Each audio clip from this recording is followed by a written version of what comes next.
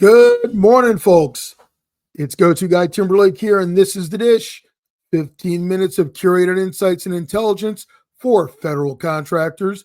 Today, we're serving up a special edition we're calling the Wired episode. That's because apparently when the government issues a requirement with a short timeline, it automatically means the deal is wired. So we'll start with a LinkedIn post from the Federal Railroad Administration's Josh Jordan that sparked a great discussion about short timelines and industry assumptions. Then we'll dive into the data, showing the streamlined and simplified acquisitions are becoming the norm, not the exception, with $245 billion in spending during FY24. Finally, we'll look at where GSA's multiple award schedule actually ranks in the FAR overhaul, FAR Part 8. And, well, spoiler alert, it's not where you think or where you're expecting. All right, let's get to it. We're going to start with a reality check, courtesy of our friend Josh Jordan, Director of Acquisition at the Federal Railroad Administration. Here's what happened. Josh posted on LinkedIn a few days ago about a competitive RFP with a 3-week response window. Now, his team had personally reached out to a short list of capable companies, but one of the top contenders went completely silent. Turns out the company received the RFP and was interested, but assumed the short timeline meant the deal was wired. They never communicated their no-bid decision, and, according to Josh, if they had asked for an extension, his team likely would have granted it. Now, the agency needed an award before September 30th and actively wanted proposals from capable companies. So here's what happened in the conversation, that followed. Industry professionals like my friend Alexa Jewy initially called short timelines deal killers and said they look at every single signal to sniff out wired deals. So under 2 weeks, usually an automatic no bid, 3 weeks on the bubble. Here's the kicker. When Josh explained the end of fiscal year urgency, Alexa quickly turned around and said, well, that would be all the answer I would need to move out on it for sure. So here's why this matters. Man. So the exchange is exposing a disconnect. A lot of folks in industry are using short timelines as a red flag factor, while government acquisition teams are increasingly using streamlined procedures that have shorter response times. The result, capable companies are walking away from legitimate opportunities based on assumptions that may no longer be as relevant or reliable, while agencies struggle to achieve robust competition within the required timeframes. So here's what you need to know. Being shortlisted should trigger a conversation, not an assumption. As Josh put it, robust competition requires active industry engagement. When you're personally recruited for an opportunity, that's a signal to engage and ask questions, not to assume that there's been some undue influence. The methodology for sniffing out wired deals that relies primarily on timeline analysis is missing the bigger picture, especially in today's fast-moving and evolving procurement environment. Hey, folks, this special edition of The Dish is brought to you by our friends at IT Availability, 2025-2026 Coalition Partner. IT Availability, they're a mission-focused information technology firm led by former senior technology executives from the U.S. intelligence community. Their technical professionals excel at implementing new technology, mitigating cyber risk, and ensuring data integrity, with experts spanning satellite and terrestrial communications, network operations, cybersecurity, software development, and data center services. IT Availability brings deep understanding of IC customer mission needs and delivers real solutions for meaningful outcomes. Check them out online at itavailability.com. Okay, folks, The name of this next segment is Time Keeps on Slipping, Slipping, Slipping. Yeah, that's right. Steve Miller, when he talked about that, well, he was talking about flying into the future. But in federal contracting, we're talking about solicitation timelines shrinking into the present. Here's the deal. You heard the previous segment talking about how some contractors, a lot of contractors, are looking at short timelines as a red flag. Well, the deal is the government is accelerating the purchase of commercial goods and services using streamlined and simplified approaches. I mean, think about it. For GSA schedules, multiple award schedule, we'll talk about that next too, the minimum required stay on eBuy is 48 hours. FAR Part 13, simplified acquisitions, my personal favorite, 10 days. These aren't anomalies, they're features, not bugs of the current system. And again, the OMB memos that are coming out are saying we want to do more of these using streamlined and simplified procedures. So here's the deal. I want you to think about the numbers. In fiscal year 2024, there were more than 5 million contract actions using these types of streamlined approaches. It represented 245 billion in federal spending. That's 1/3 of the total fiscal spend. So here's the kicker. 40% of that went to us, small business. So here's the deal. We're not talking about a pilot program. This is not new. This is the real deal. Now, what's causing this? Well, executive orders, GSA 1 Gov, just to name a few things, they're pushing agencies towards commercial solution adoption. When the government is in a hurry to get something done, they can use a notice type called a combined synopsis solicitation. These eliminate the traditional two-step process of posting, announcement, hey, we're thinking about this, 15 days, and then we put up a solicitation.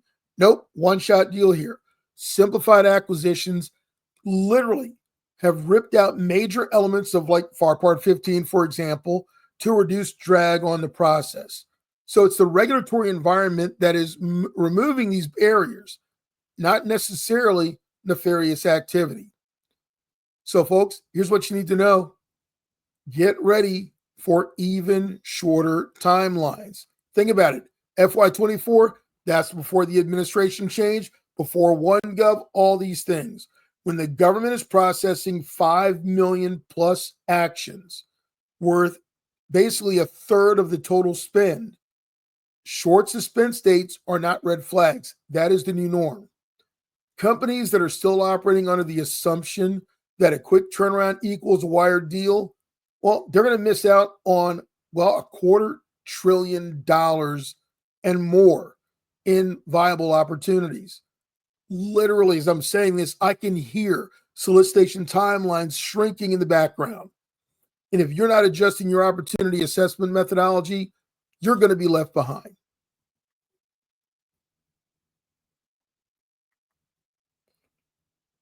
Hey, today's special edition of The Dish is also brought to you by our 2025-2026 coalition partner, Global Services. Global Services is helping achieve federal proposal success for government contractors for more than 25 years. They've helped over 3,000 businesses earn more than, check the number out, $25 billion in federal contracts. As a small business themselves, Global Services understands your unique challenges and makes the proposal process efficient, transparent, and approachable. Their mission, technically proficient, customer-focused proposal development that creates success stories for every client. Visit them on the web at globalservicesinc.com. All right, folks, here's the deal. Final segment. I'm going to lead it off like this. Mass is not number one. In fact, they're not even number two. Here's why. So everyone right now is jumping on the GSA schedule bandwagon, and I mean everybody. But before you rush to get your mass contract based on all the hype, let's look at where it actually ranks in the federal acquisition hierarchy. So here's the deal, folks. The gang over there doing the RFO, the FAR overhaul, yeah, they recently released a bunch of new sections, including the updated FAR Part 8. Now, that's the part that governs GSA schedules, and it also governs mandatory sources of supplies and services. Now, for all you youngsters out there that don't remember this, because I was here, the federal supply schedule was actually previously a mandatory source. If you would have looked at this page prior to 2012, the schedule was listed here. In 2012, it was reclassified as a non-mandatory source. And here's the deal. For all the years from 1988 until, 2012, I got done in 2004 when we started the American Small Business Coalition. The schedule never got above 10% of fiscal spend. So here's the deal. What you're looking at right now, if you look in the top left corner, you'll see the effective date of this piece of the FAR. This is brand new. This is post the submission or the release of FAR Part 8. So here's the deal. Let's see how mass fared in FAR Part 8. Well, here's the deal. We're looking right now under mandatory use mechanisms, and, you can see that the mass is not there. I guess we could say no mas, right? Hey, what can I say? What about other mandatory sources? So we'll go here and take a look. Nope. Don't see it there either.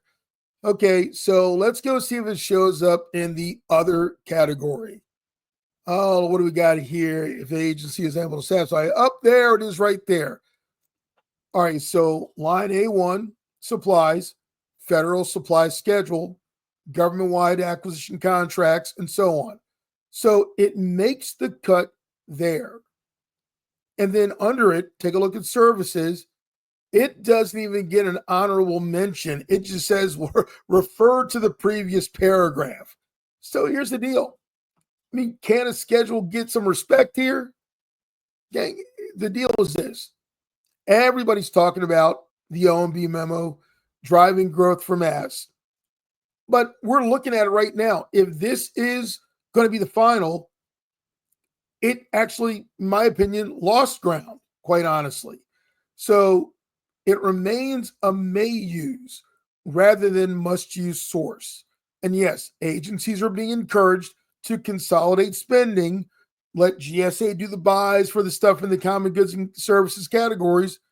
But legally, the framework still gives them a lot of flexibility to choose other approaches that are not mass. And keep in mind, GSA manages a lot of other vehicles that are not mass, like GWACs or multiple award IDIQs that happen to be government-wide, like OASIS and HCATs and so forth.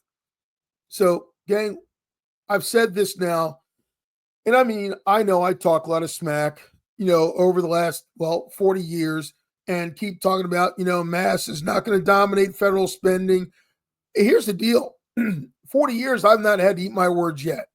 Now, next 2 or 3 years, something changes, I will gladly eat my words. But right now, the evidence does not show mass becoming a dominant source. It ranks not one behind, but 2 behind mandatory sources and competing with a lot of other acquisition vehicles, including ones that GSA owns. So don't let this drive your business development strategy based on the rumor that you hear out there. Look at what's actually going on. Read the language and then listen to your customers to see what they're going to do. Because again, the OMB memo also said things that were mission focused or highly complex would not get consolidated. And usually stuff that is mission focused and highly complex accounts for a lot more than commercial goods and services. All right, folks, it is early bird registration time for the upcoming boot camp in October. That's October 21st to 22nd for the next Ethical Stalking for Government Contractors Boot Camp in Bethesda, Maryland. Now, last week, we just welcomed in our latest boot camp alumni, including our friend Hugo Sanchez of BSA Contractors. They're a general contractor doing some pretty cool work on federal contracts right here in the nation's capital. So what did Hugo have to say about his boot camp experience? Well, he said it's just like Wall Street. The boot camp teaches you how to follow the money and policy and basically to do the research so you can choose targets and make a comprehensive plan to grow your business. Hugo says, literally, follow the mission and the money and learn real intelligence gathering techniques that turn prospects into contracts. Thanks, Hugo.